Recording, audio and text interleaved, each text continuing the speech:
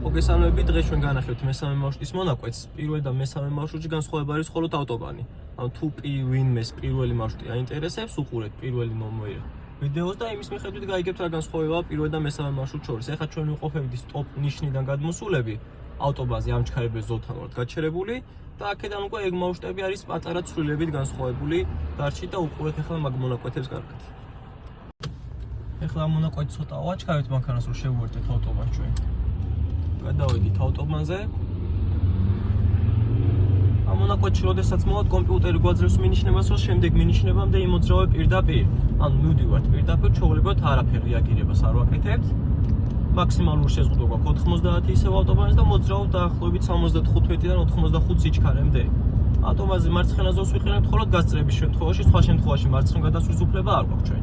პირველი მარშრუტის და მესამე მარშრუტის განსხვავება მხოლოდ და მხოლოდ არის აი ეს მონაკვეთი. ამ ადგილას კომპიუტერი გეძახდათ მინიშნებას, რომ გადასულიყავით მარჯვნივ, მოძრაობას გააკეთებთ ესტაკადაზე და შემდეგ ისევ შემოვდიოდით ავტობანზე.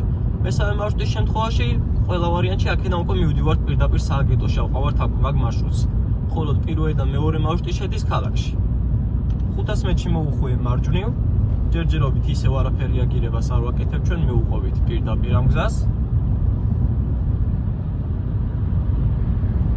აი ამ ხიდიდან სიჩქარის შეზღუდვა გვაქვს უკვე ჩვენ 70.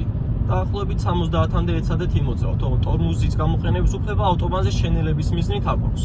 გაზ გაუშვეთ ფეხს და თვითონ ნელ-ნელა შენელდება მანქანა. 300 მეტრში მოუხვიე მარჯვნივ. ეს არის ჯერ ამჩქარებელი ზოლი მარჯვენა მხარეს, აქ გადასვლის უფლება არ გვაქვს ჩვენ. უნდა დავიმახსოვროთ მარჯვნივ ლურჯი ნიშნები. სამი ცალი ის არის, სადაც არის დახაზული და მომსახურების სააგენტოს ტრაფარეტი. მალე მოუხვიე მარჯვნივ, ვიხედებით ხარზე მარჯვნივ, სარკეში მარჯვნივ.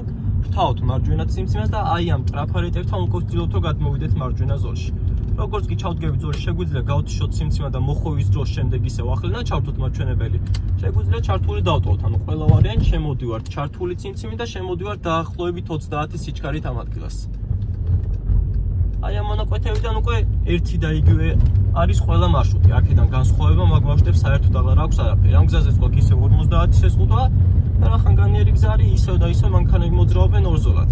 თუ მარჯვენა მხარეს გვექნება დაბრკოლებები ვიმოძრავებთ მარცხენა ხაზთან ახლოს ჩვეულებრივად, თუ მარჯვნივ იქნება თავის თვალი, უკეთესია ვიმოძრავოთ მარჯვენა მხარეს, რადგან მარცხენა არის გამწრები ზოლი.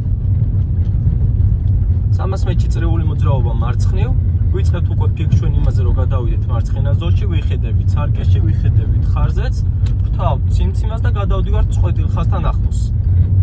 ჩავდგებით ზოლში 4-ვე საბურავი და შემდეგ უკვე ვთიშავთ ციმციმას.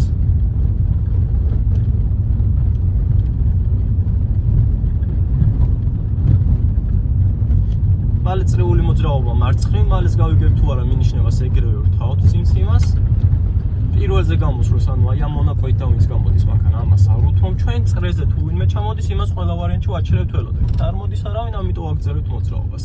შევდივართ ცოტა შორიდან, შევდივართ მარჯვენა მხარეს ბარდიულებთან ახლოს, ვრთავთ შემდეგ მარჯვენა ციმციმას, ვიხედებით ხარზე მარჯვენა წამოსვლასაც ჩვენზე დათმობა აქვს. გამოზაზე მივდივართ და იმ ადგილას ვასრულებთ ჩვეულებრივად მოძრაობას. ეს იყო მესამე მარშრუტი და სრული ვიდეოს სანახავად პირველი და მესამე მარშრუტი არის ერთი და იგივე. უყურეთ პირველ მარშრუტს და შემდეგ უყურეთ მესამე მარშრუტის დაბოლოებას, რომ განსხვავება გააკეთოთ მაგ ორ მარშრუტს შორის.